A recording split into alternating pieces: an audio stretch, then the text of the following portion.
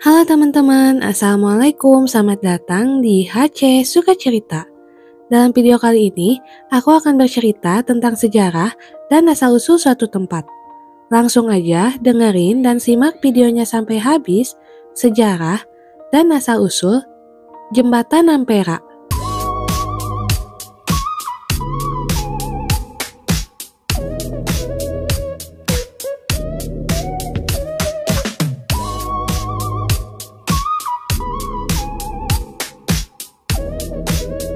Jembatan Ampera atau Amanat Penderitaan Rakyat adalah sebuah jembatan di kota Palembang, Sumatera Selatan.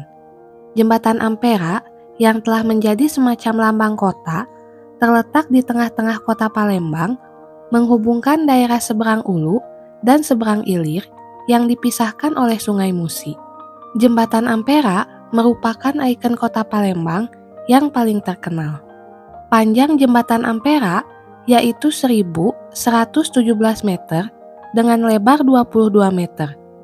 Bagian tengah 71,90 meter dengan berat 944 ton dan dilengkapi pembandul seberat 500 ton. Semua bagian tengah bisa diangkat agar kapal-kapal besar bisa lewat, namun sejak tahun 1970 bagian tengah sudah tidak bisa diangkat lagi. Bandul pemberatnya pada tahun 1990 dibongkar karena dikhawatirkan dapat membahayakan. Tinggi jembatan ini 11,5 meter dari atas permukaan air. Tinggi menara 63 meter dari permukaan tanah dan jarak antara menara yaitu 75 meter. Ide untuk menyatukan dua daratan di kota Palembang, seberang Ulu dan seberang Ilir dengan jembatan sebetulnya sudah ada sejak zaman Gemeente Palembang tahun 1906. Saat jabatan wali kota Palembang dijabat Lecoq de Ville tahun 1924. Ide ini kembali mencuat dan dilakukan banyak usaha untuk merealisasikannya. Namun sampai masa jabatan Lecoq berakhir, bahkan ketika Belanda hengkang dari Indonesia, proyek itu tidak pernah terrealisasi. Pada masa kemerdekaan, gagasan itu kembali mencuat. DPRD Peralihan Kota Besar Palembang kembali mengusulkan pembangunan jembatan waktu itu. Disebut Jembatan Musi dengan merujuk nama Sungai Musi yang dilintasinya pada sidang pleno yang berlangsung pada 29 Oktober 1956. Usulan ini sebetulnya tergolong nekat sebab anggaran yang ada di kota Palembang yang akan dijadikan modal awal hanya sekitar Rp30.000. Pada tahun 1957 dibentuk panitia pembangunan yang terdiri atas penguasa Perang Komando Daerah Militer 4 atau Sriwijaya, Harun Sohar, dan Gubernur Sumatera Selatan, H.A. Bastari, pendampingnya Wali Kota Palembang, M. Ali Amin, dan Indra Caya. Tim ini melakukan pendekatan kepada Bung Karno agar mendukung rencana itu. Usaha yang dilakukan pemerintah Provinsi Sumatera Selatan dan Kota Palembang yang didukung penuh oleh Kodam 4 Sriwijaya ini kemudian membuahkan hasil.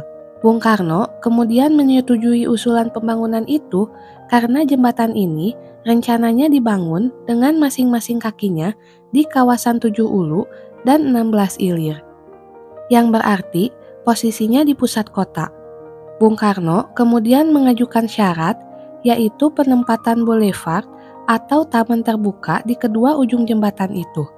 Dilakukanlah penunjukan perusahaan pelaksanaan pembangunan dengan penandatanganan kontrak pada tanggal 14 Desember 1961 dengan biaya sebesar $4.500.000. Pembangunan jembatan Ampera dipusatkan di wilayah Hilir yang merupakan kawasan pusat kota, terutama kawasan 16 Ilir. Sewaktu pembangunan jembatan Ampera, banyak sekali bangunan-bangunan peninggalan Belanda yang dibongkar, salah satunya pusat perbelanjaan terbesar Matahari atau DeZon, kantor listrik atau OGM, dan Bank Eskomto. Bangunan peninggalan Belanda yang tidak dibongkar hanya menara air atau water leading yang sekarang digunakan sebagai kantor wali kota. Bagian hulu, banyak perumahan penduduk yang juga ikut dibongkar. Pembangunan jembatan ini dimulai pada bulan April 1962 setelah mendapat persetujuan dari Presiden Soekarno. Biaya pembangunannya diambil dari dana pampasan Perang Jepang. Bukan hanya biaya, jembatan ini pun menggunakan tenaga ahli dari negara tersebut. Pada awalnya, jembatan ini dinamai Jembatan Bung Karno. Menurut sejarawan Johan Hanafiah, pemberian nama tersebut sebagai bentuk penghargaan kepada Presiden Republik Indonesia pertama itu. Bung Karno secara sungguh-sungguh memperjuangkan keinginan warga Palembang untuk memiliki sebuah jembatan di atas Sungai Musi. Peresmian pemakaian jembatan dilakukan pada tahun 1965, sekaligus mengukuhkan nama Bung Karno sebagai nama jembatan. Pada saat itu, jembatan ini adalah jembatan terpanjang di Asia Tenggara. Setelah terjadi pergolakan politik pada tahun 1966, ketika gerakan anti Soekarno sangat kuat, nama jembatan itu pun diubah menjadi Jembatan Ampera atau Amanat Penderitaan Rakyat. Sekitar tahun 2002, ada wacana untuk mengembalikan nama Bung Karno sebagai nama Jembatan Ampera ini.